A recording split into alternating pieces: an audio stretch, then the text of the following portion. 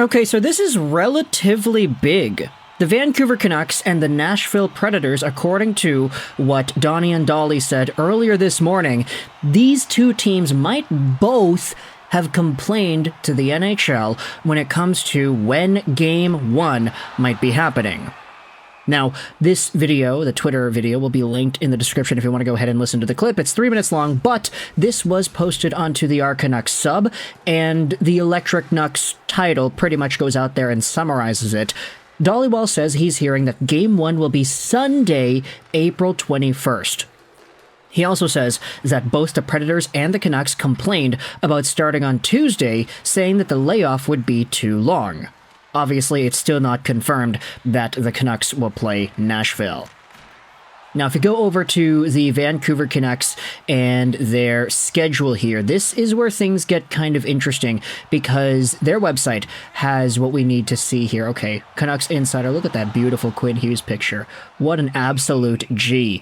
Going over to the schedule here, our initial idea that was floating around was that after the game against the Winnipeg Jets, which would happen tomorrow on the 18th, the Canucks would then play their first playoff game sometime around here, either the 23rd, that's the date that we were hearing, and a lot of people were sort of thinking, okay, is that a bit too much of a break? Because from the 18th up until the 23rd, that's 5 days without any hockey. That's not really something that's ideal here. Even if you go over to the previous months, the Canucks have not really had any breaks longer than 3 days in between games. Now, of course, this also was interesting from the Nashville point of view because the Predators played their own last game of the season like on Monday, I'm pretty sure it was, against the Pittsburgh Penguins. Let's go over and see that. Preds, Penguins, yeah. So that was indeed on Monday. They lost 4-2 to the Pittsburgh Penguins, and if the Nashville Predators do not play until the 23rd or whatever, that's going to be over a week's worth of time off. And a lot of Canucks fans are kind of saying, okay, if we're getting the 23rd as our start date, that's good for Vancouver because the Predators will be so well rested that they might even be cold.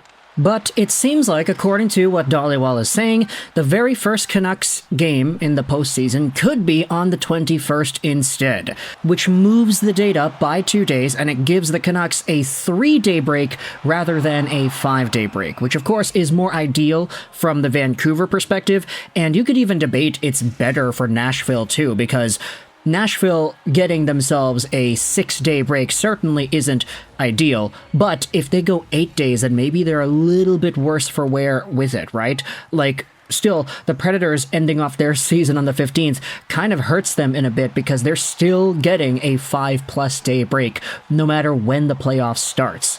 Now, of course, as we had said, it's not even guaranteed that Vancouver will play Nashville. We'll actually get into some of the numbers and stuff later in this video. But the first comment goes out there and says, hey, the Canucks complained?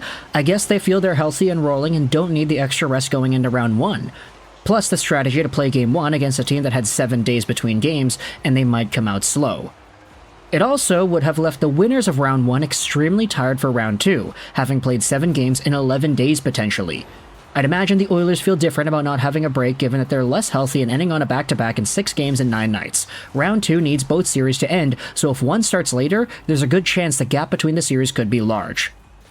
The province had themselves an article speculating that Tuesday would have guaranteed at least one back-to-back and 7 games in 11 days, if needed, obviously. I also don't think the Canucks have played that well after the 3-4 day breaks they've had the past couple of months, and I assume that coaching staff looks at those things too. So, if you assumed that the series would start on Tuesday, it would form a Canucks schedule that might have seen a back-to-back at some point in the postseason? Hell nah. No way. Get the games going on the 21st and let the Canucks play every 2 days because that's how it's supposed to be. None of this back-to-back stuff in the playoffs. We don't need that. Why were they even considering that? Of course, articles just going out there and speculating that, but still, if a schedule like this, where the Canucks start out on Sunday, ends up persisting, and it allows the team to actually get themselves a little bit of breathing room, but still be able to capitalize on their momentum from Calgary, Winnipeg, Edmonton, etc., while also preventing back-to-backs, then okay, yeah, totally. I can see why the Canucks complained. This would also be better for the Predators as well, especially if you consider, like, if the Canucks win round 1 and find themselves in a round 2 that is going to start super quickly, it would be pretty unideal for the Canucks to play that amount of games heading into the middle part of what should be a beefy playoff run. So, Donnie and Dolly gave us a scoop here. The Canucks and Predators both complained. Of course, though, I wanted to talk a little bit about this, how it's not confirmed that it's Nashville. Because if you go over to the NHL standings, the Vancouver Canucks, we had said all this and more yesterday, but the Canucks are first in the Pacific. They might play themselves the first wild card depending on how well Dallas is able to play in their final game. The Canucks also might play themselves the second wild card, depending on if they're actually able to overtake Dallas. Now, the Stars are in an interesting spot because they're playing later today against the St. Louis Blues. In fact, has the game already started? No, it has not started yet. They're going to play here. If the Dallas Stars get themselves a point in any capacity, then it'd be a pretty good thing for the Vancouver Canucks and their chances. If the Dallas Stars get at least 1 point in any capacity, they would secure the top spot in the West and automatically play the second wildcard team. However, as we have already discussed, the Predators, who are in the first wild card right now, Vancouver's projected opponent as of this moment, the Predators are already done. They don't have any more games remaining. Meanwhile, Vegas and LA each play tomorrow. The Golden Knights are playing the Ducks and the Kings are playing the Blackhawks, both very winnable games for both of these teams. And if the LA Kings end up winning and the Vegas Golden Knights end up winning, if both of these teams win, Vegas could get up to 100 points, stay in the Pacific spot, and the LA Kings could get themselves the tiebreaker over Nashville. If LA goes to 99 points, they would be tied with the Preds, but the regulation wins would also be tied. Goal differential, which would be, I think, the next tiebreaker, would be in LA's favor. So if the Kings win their final game of the season, it could be the difference between LA being in the final wildcard spot or Nashville. Also, you have to consider this is only if the Vegas Golden Knights end up winning their game tomorrow. If the Golden Knights lose in regulation and LA wins, then all of a sudden LA would take that third spot in the Pacific. They'd play Edmonton in the first round, and the Golden Knights, if they get themselves 1 point and they tie the Predators, they don't have the regulation wins tiebreaker against Nashville. So Vegas would go down to the second wildcard spot. Nashville would stay in number 1. It's pretty complicated when you think about it. Like, it doesn't need to be this gosh darn complicated heading into the final day's worth of the NHL season. The Vancouver Canucks, if they stay here at second place in the West, they have themselves that chance of playing the second wild card. But if that second wild card is not going to be Nashville, it's going to be Vegas or LA, then what? Do you want to do that? Would you rather force yourself to win against the Winnipeg Jets, get up to 111 points, and hope that the Dallas Stars lose later today against the St. Louis Blues? It's going to be really, really wild. The Canucks, though, have themselves an opportunity, depending on this Dallas game later today, to take first spot in the West and potentially play off against wildcard 2